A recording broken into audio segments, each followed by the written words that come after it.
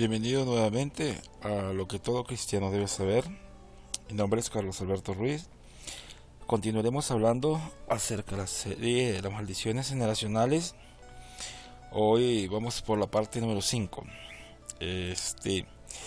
Como dije en el primer capítulo, volveré a decir de nuevo, para entender y comprender esta doctrina a profundidad y ser libre de toda maldición generacional, usted tendrá que tomarse el tiempo necesario y requerido para entender y comprender esta doctrina. Hemos visto que los textos base de esta doctrina eran 4 textos. No voy a hablar de ello porque ya lo he expuesto anteriormente, pero miramos claramente que Dios Jehová, el creador de los cielos y la tierra, es quien afirma que Él visita la maldad. Entonces ya vimos que es pecado, que es maldad. Entonces ahí encontramos que pecado y maldad hay una gran diferencia. Pecado, la misma escritura dice que es transgresión de la ley. Es decir, cuando Dios ha dicho que no hagamos algo y lo hacemos, transgredimos, eso es pecado. Dios ha dicho no robarás y robamos, eso es pecado. Dios ha dicho no fornicar y fornicamos, eso es pecado, porque estamos transgrediendo o violando una ley.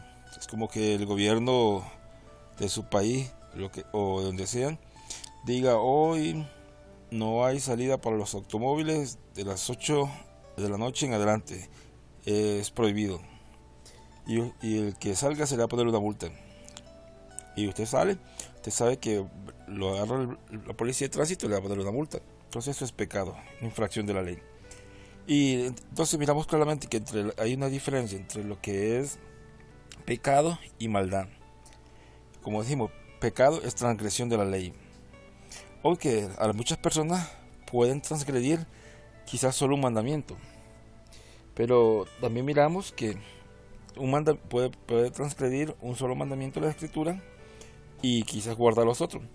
Aunque el mismo Jesús y la escritura dice que el que transgrede un mandamiento transgrede toda la ley. Aunque nosotros no estamos en la ley, estamos en el tiempo de la gracia. Pero hoy no, ahorita no vamos a hablar de consecuencias ni nada entre la ley y la gracia, no.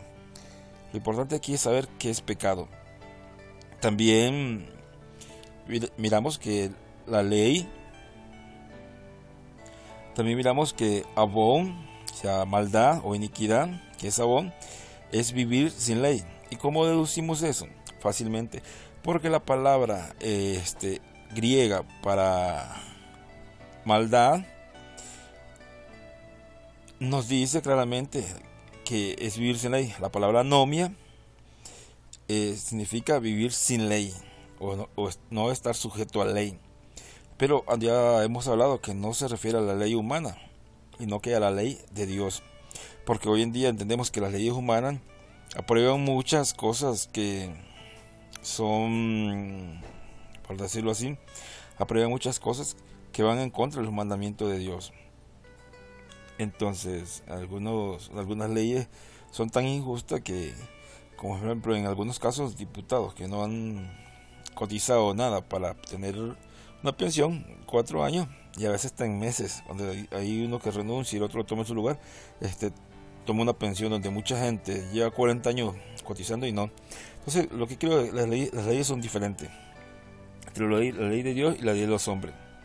Lo importante aquí es que pecado es transgresión de la ley y maldad es vivir sin ley. Entonces, muy diferente es que usted transgreda un mandamiento y otra cosa es que usted decida vivir sin totalmente ninguna ley. Aunque también mencioné que hay diferentes niveles de maldad. Porque yo he conocido muchas personas que sí son fornicarios, pero honran a su padre y a su madre. Pero son fornicarios totalmente, son hombres casados, mujeres casadas, y ellos transgreden totalmente ese mandamiento, que no fornicarás o no adulterarás, pero honran a sus padres y a su madre, ayudan a su prójimo y hacen otras cosas, no matan, no roban, no levantan falso testimonio, pero en ese caso quebrantan ese mandamiento. Entonces, también miramos que hay diferentes tipos de niveles de maldad. Por ejemplo, una persona que es casada y le es infiel a su esposa una y otra vez, ese es un tipo de maldad, porque acuérdate que pecado es transgresión de la ley, maldad es vivir sin ley. Pero hay diferentes niveles. ¿Por qué?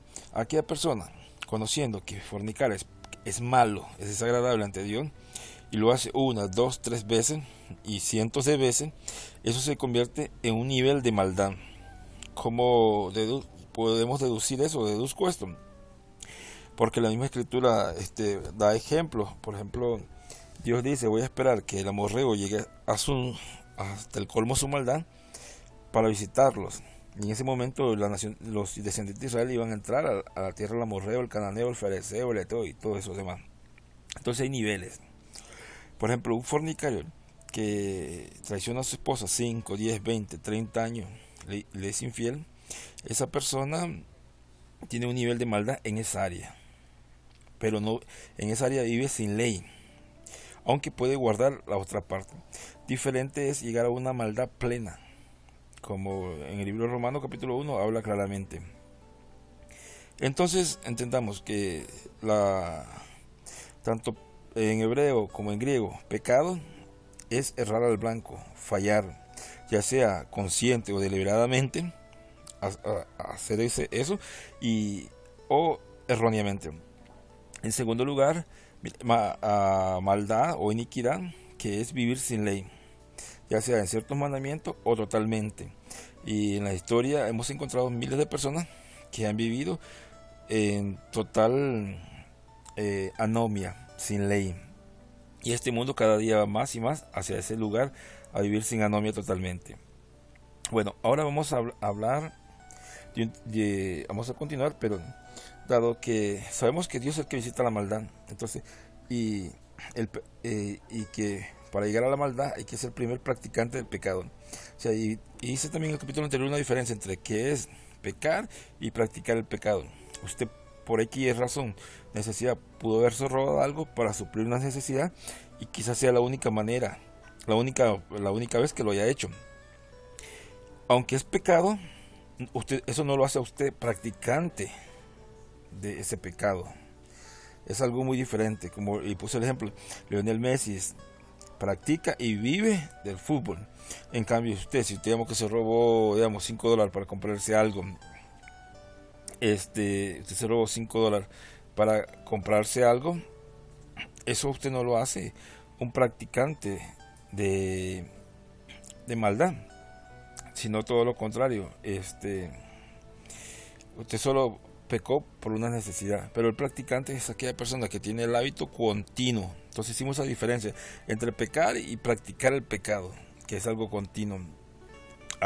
Ok, teniendo claro que es pecado y lo que es maldad, que pecado es transgredir la ley y maldad es vivir sin ley, totalmente.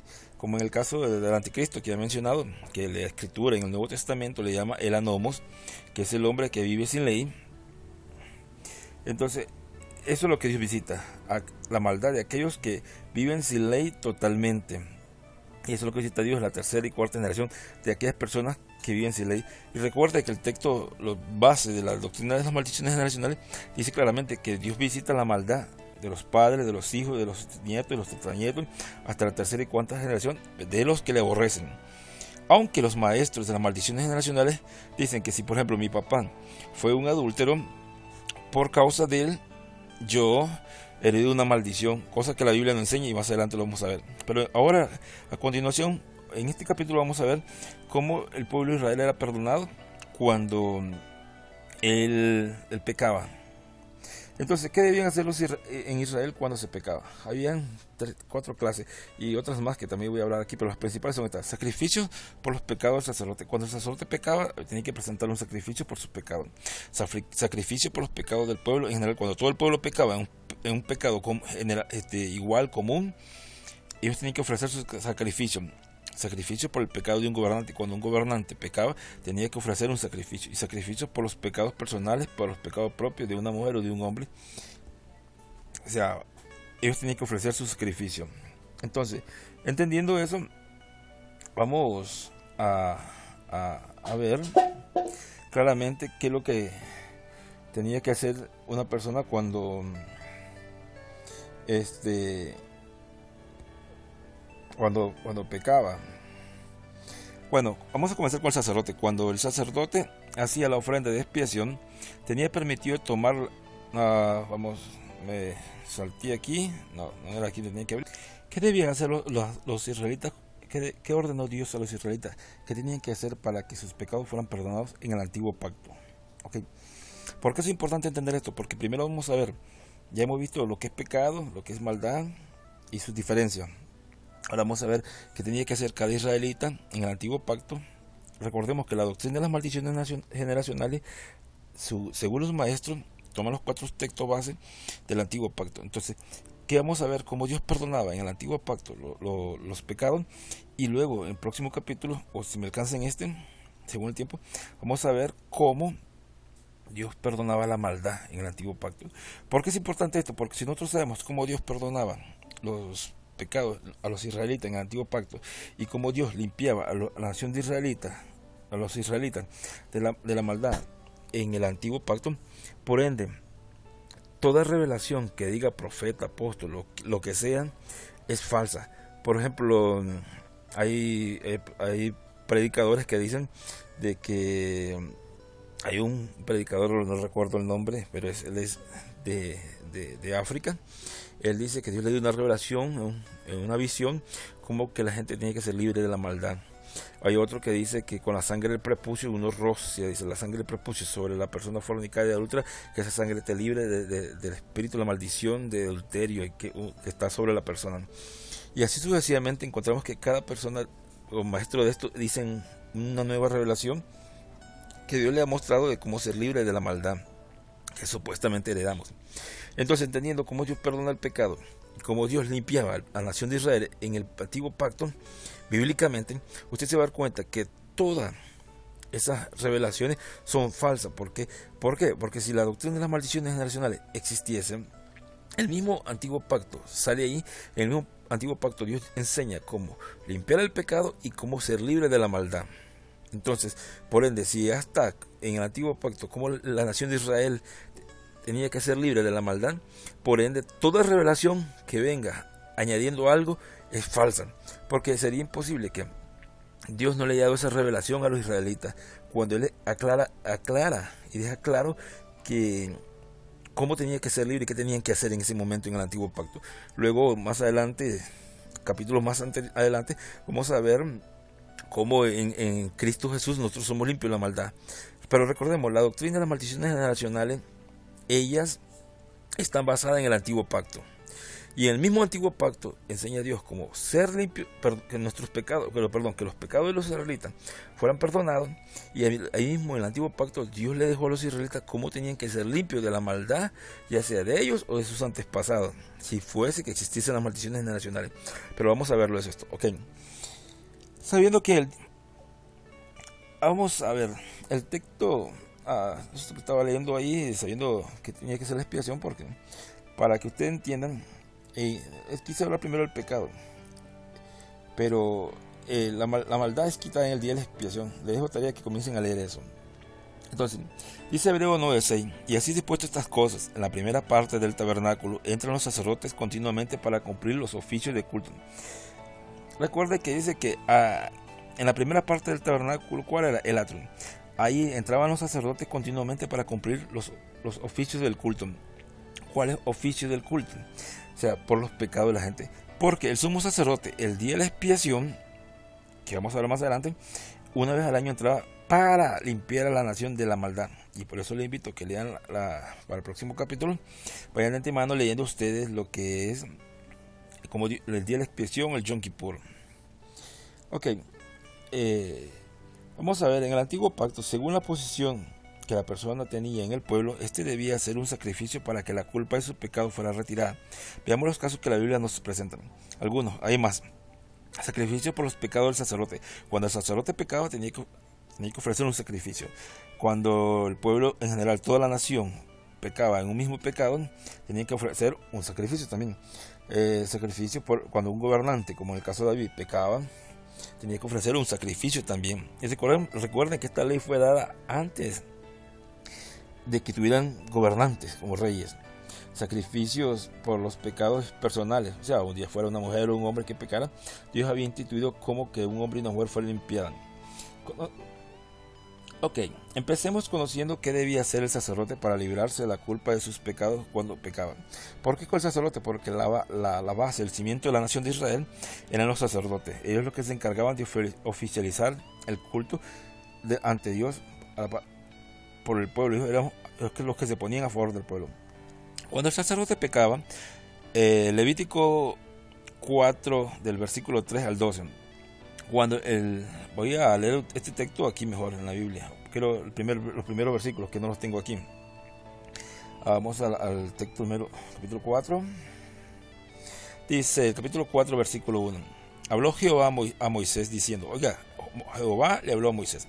Habla a los hijos de Israel y dile, cuando alguna persona pecare por yerro, o sea, por equivocado, por tal vez desconocido el mandamiento, en alguno de los mandamientos de Jehová sobre cosas que no se han de hacer, e hiciera alguna de ellas, si el sacerdote ungido pecare el pueblo, si el sacerdote ungido pecare según el pueblo, ofrecerá a Jehová por su pecado que habrá cometido un becerro sin defecto para la expiación.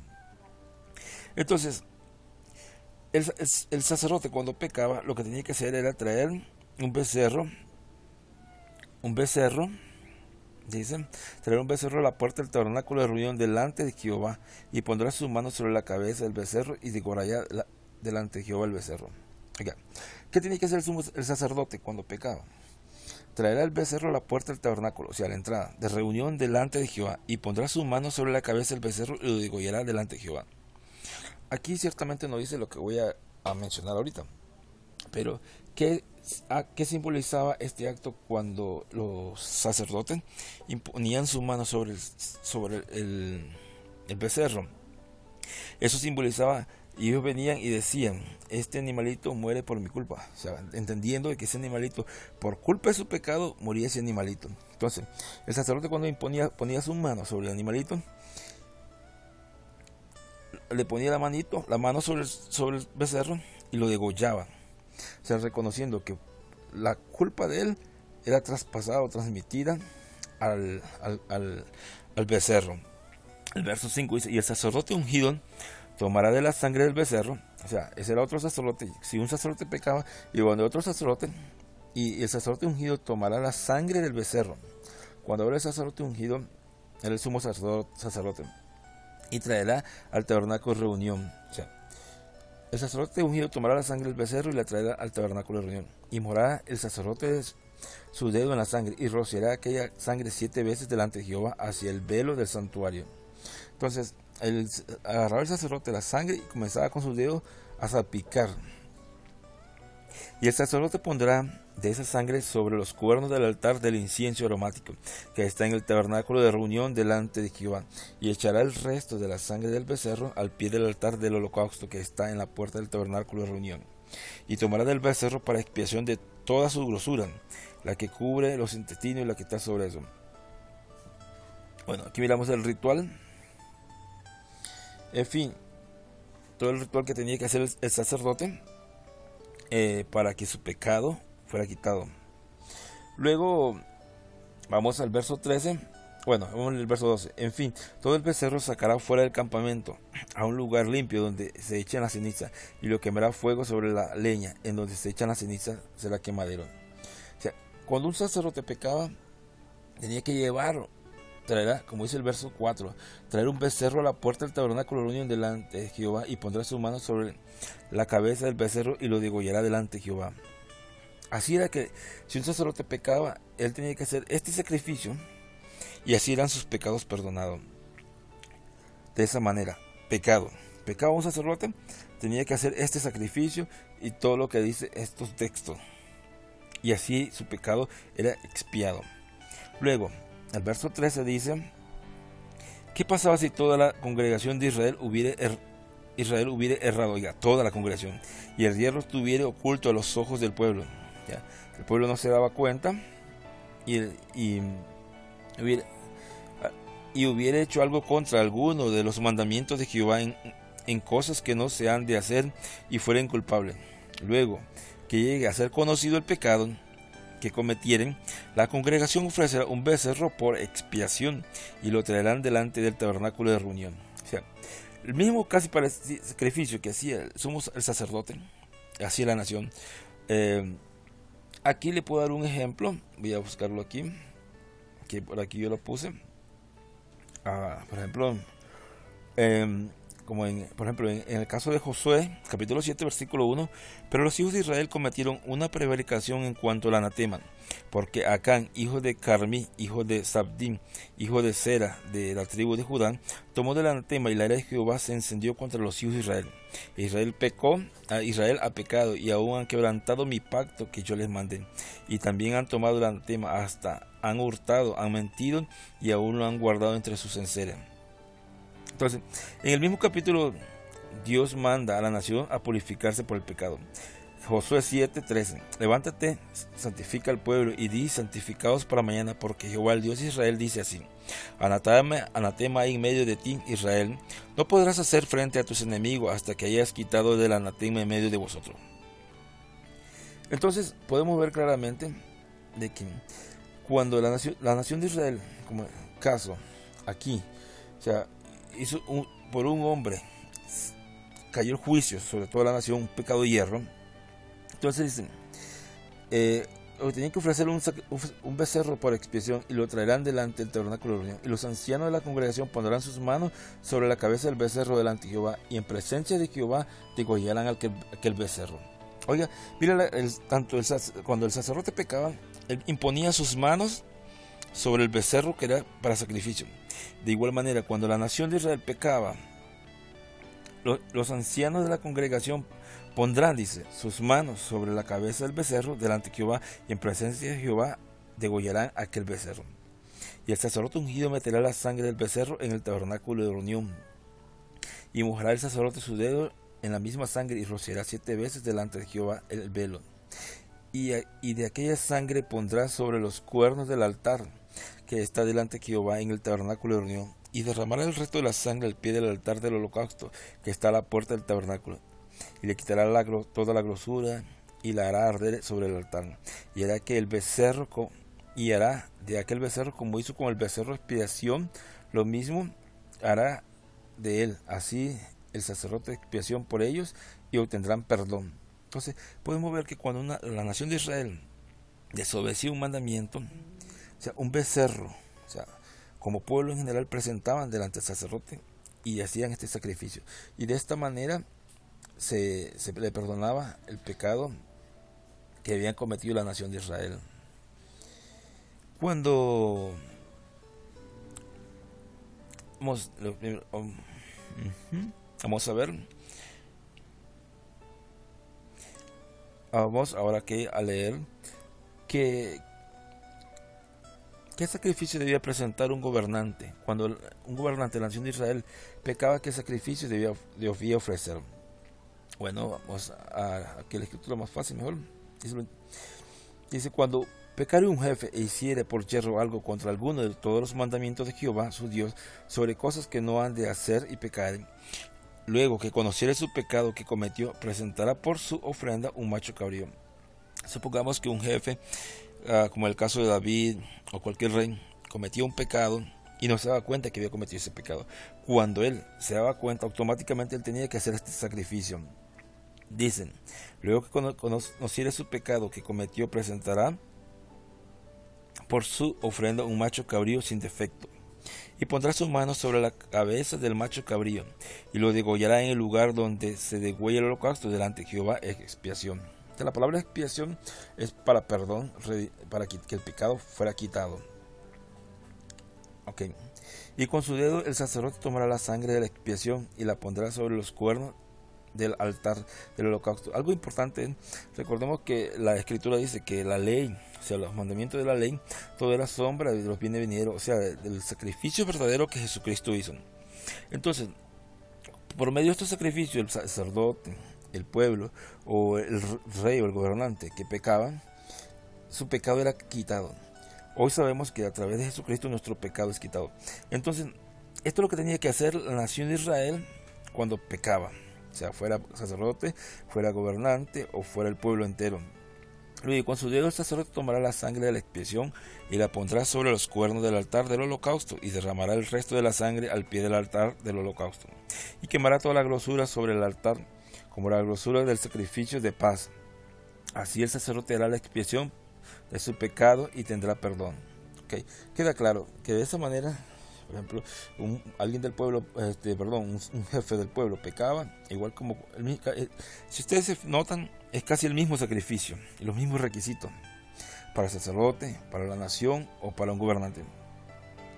Luego dice el 27, si alguna persona del pueblo pecare por yerro, haciendo algo contra alguno de los mandamientos de Jehová en cosas que no se han de hacer y delinquiere, luego que conociere, oiga lo importante, dice, cuando esa persona se dé cuenta que pecó, que cometió, traerá por su ofrenda una cabra sin defecto por su pecado que cometió.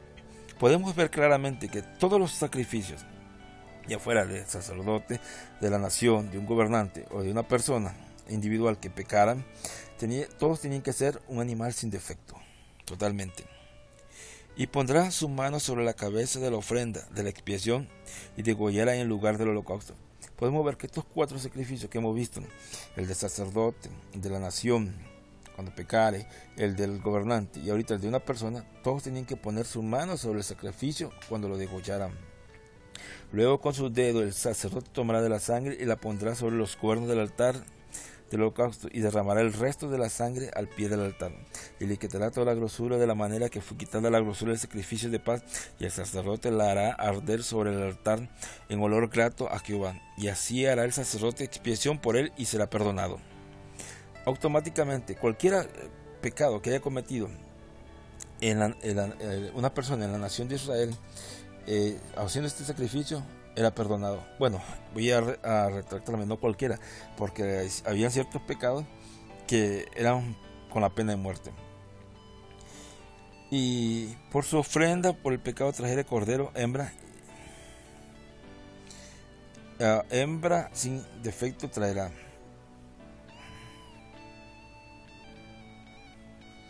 Y pondrá sus manos sobre la cabeza de la ofrenda y expiación y la degollará por la expiación en el lugar donde se degolla el holocausto. Después con su dedo se tomará la sangre de la expiación y pondrá sobre los cuernos del altar del holocausto y derramará el resto de la sangre al pie del altar. Y le quitará toda grosura, como fue quitada la grosura del sacrificio de paz. Y el sacerdote la hará arder en el altar sobre la ofrenda encendida a Jehová. Y le hará al sacerdote expiación de su pecado que habrá cometido y será perdonado. Entonces quedamos claros que los 4 tipos de infracciones que había aquí, sea fuera por un rey, por un sacerdote, por la nación o por una persona, tiene que ofrecer un sacrificio y automáticamente siempre se menciona esta palabra y será perdonado su pecado. Entonces, quedando claro que con estos sacrificios en la nación de Israel los pecados eran perdonados.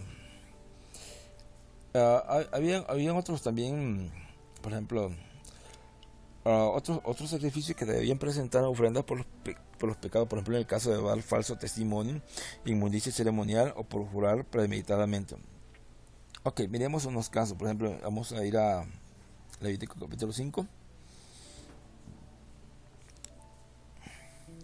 Nuevamente el texto dice: habló Jehová a Moisés diciendo: cuando una persona pecare e hiciere prevaricación contra Jehová y negare a su prójimo lo encomendado o dejado en su mano, capítulo. Así, si alguno pecare, quitar 5.1, si alguno pecare por haber sido llamado a testificar y fuere testigo que vio o supo y no lo denunciare, él llevará su pecado. Entonces, si yo miro un crimen, un hecho, y me llaman y yo no testificaba, yo era culpable, o sea, de guardar ocultar eso. Asimismo, la persona que hubiera tocado cualquier cosa inmunda, sea cadáver de bestia inmunda o cadáver de animal inmundo o cadáver de reptil inmundo, bien que no lo supiera, será inmunda y habrá delinquido. O si tocó la inmundicia de hombre, cualquier inmundicia suya con que fuera inmundo, y lo echará de ver. Si después llegara a saberlo, será culpable. O si alguno jurare a la ligera con sus labios a hacer mal o a hacer bien, en cualquier cosa que el hombre profiere con juramento, él no lo entendiere y después lo entendiere, será culpable por cualquiera de estas cosas. Cuando pecare en alguna de estas cosas, confesará aquello en que pecó, Primer requisito, en estas cosas que están aquí, que ya leímos, le recomiendo que usted lo lea con tiempo. Dice que cuando la persona pecare estas cosas, confesará primero en lo que pecó, y hará su expiación, traerá a Jehová por su pecado que cometió una hembra de los rebaños, una cordera o una cabra como ofrenda de expiación, y el sacerdote le hará expiación por su pecado. Y si no tuviere lo suficiente para un cordero, traerá a Jehová una expiación por su pecado que cometió, 2 tórtolas o 2 palominas, el uno para la expiación y el otro para el holocausto. Y los traerá el sacerdote, el cual ofrecerá primero al que es para expiación, primero el de expiación, y le arrancará de su cuello la cabeza, mas no lo separará por completo. Y rociará la sangre de la expiación sobre la pared del altar. Mire que toda la sangre siempre era sobre el altar. Y cualquier sacrificio, toda la sangre siempre era sobre el altar. Y lo que sobre la sangre lo exprimirá al pie del altar, es expiación. Y el otro lo hará holocausto conforme al rito. Así el sacerdote hará expiación por el pecado de aquel que lo cometió y será perdonado.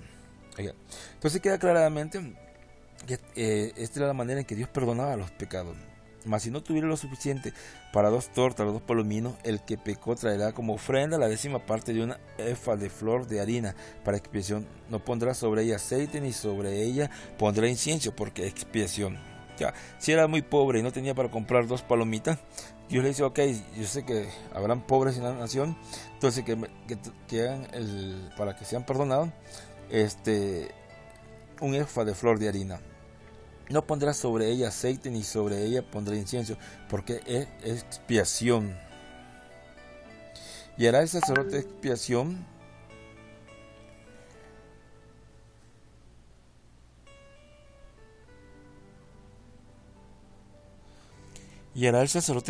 por él en cuanto el pecado que cometió en alguna de estas cosas, y será perdonado, y el sobrante será del sacerdote como la ofrenda de vianda. Y otras ofrendas espirituales más. Habló más Jehová a Moisés diciendo: cuando alguna persona cometiere falta y pecare por hierro en las cosas santas, esto se refiere a las cosas santas de Jehová, traerá por su culpa a Jehová un carnero sin defecto de los rebaños, conforme a su estimación, en ciclos de plata, del ciclo del santuario, en ofrenda por el pecado, y pagará lo que hubiere defraudado de las cosas santas, y añadirá ello la 5ª parte, y lo dará al sacerdote, y el sacerdote hará expiación por él con el carnero del sacrificio, y por el pecado será perdonado. Entonces miramos que claro, aún verso 6 dice: y pagará lo que hubiere defraudado de las cosas santas, y añadirá a ello 5ª parte, y lo dará al sacerdote, y el sacerdote hará expiación por él con el carnero del sacrificio, por el pecado, y será perdonado.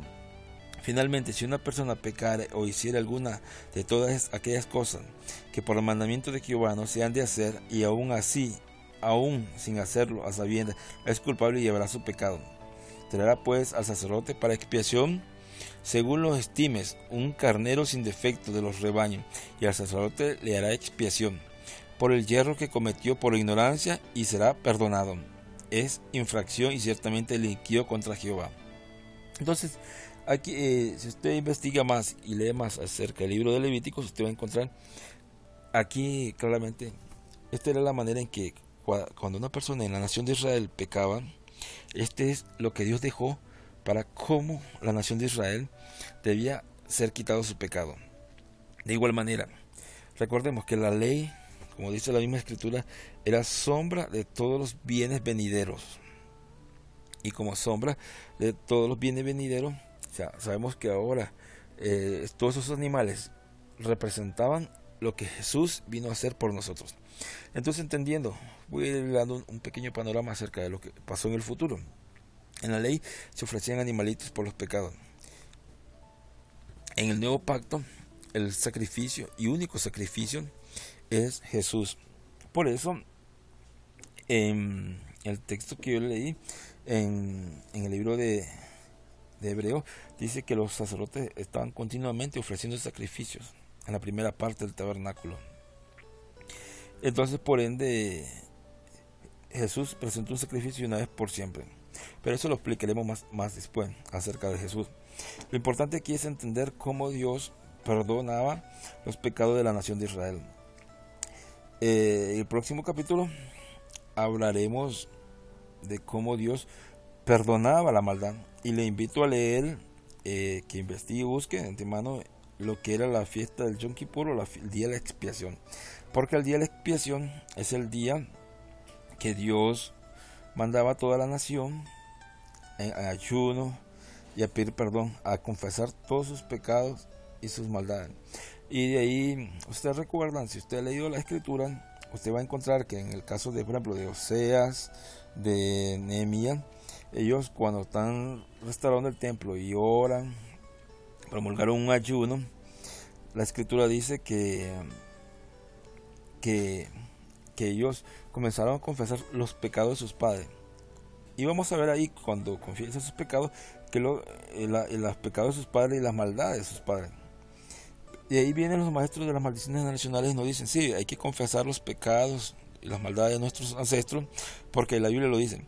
Pero recuerden que cómo se quitaba el pecado. Ahora, porque yo voy a estar confesando los pecados, y van a ver que cuando Nehemías confiesa los pecados de sus padres, no solo confesó 3-4 generaciones atrás, confesó desde el nacimiento de Israel, cuando los sacó de Egipto, cuando anduvieron en el desierto, como eran rebeldes. Entonces, Nehemías como profeta entendía que cuando la Biblia dice que él tenía que confesar sus pecados y la maldad de sus padres, no se refería a 3-4 generaciones. Nehemías se fue hasta atrás, reconociendo, y cuando miremos eso, la oración de Nehemías de confesión, vamos a ver que él dice, Señor, él reconoce, o sea, ellos dicen, nuestro castigo fue justo, porque nuestros padres han sido idólatras, todo el tiempo te han dejado, todo el tiempo te han rechazado, te han cambiado a ti por otros dioses, y comienzan a reconocer de que todo lo que les aconteció es porque todo el tiempo de Israel había dejado a Dios y que Dios era justo. Entonces, queda claro cómo Dios quitaba el pecado. Le invito a leer el Yom Kippur, o el día de la expiación, que era la manera en que Dios perdonaba los pecados de toda la nación de Israel. Entonces, en el próximo capítulo vamos a ver claramente cómo Dios quitaba el pecado, perdón, la maldad a la nación de Israel. ¿Ya? Porque recordemos que aquí lo importante es entender de que lo que Dios visita es la maldad. Y si existe una maldición generacional, aunque los textos no dicen que Dios los textos no hablan ni mencionan de maldición, dice que Dios visita la maldad de aquellos que le aborrecen. No dice que Dios visita a los que le aman. No, dice la escritura que Dios visita la maldad de aquellos que le aborrecen. Por ende, eso es muy importante, entender y comprender qué es lo que Dios realmente visita, por qué lo visitaba, sabiendo que si Dios dice yo visito la maldad de los padres sobre los hijos hasta la tercera y cuarta generación, entender que Dios visita a aquellos que le aborrecen, dice el texto. Si usted no lo aborrece, Dios no tiene por qué visitarlo.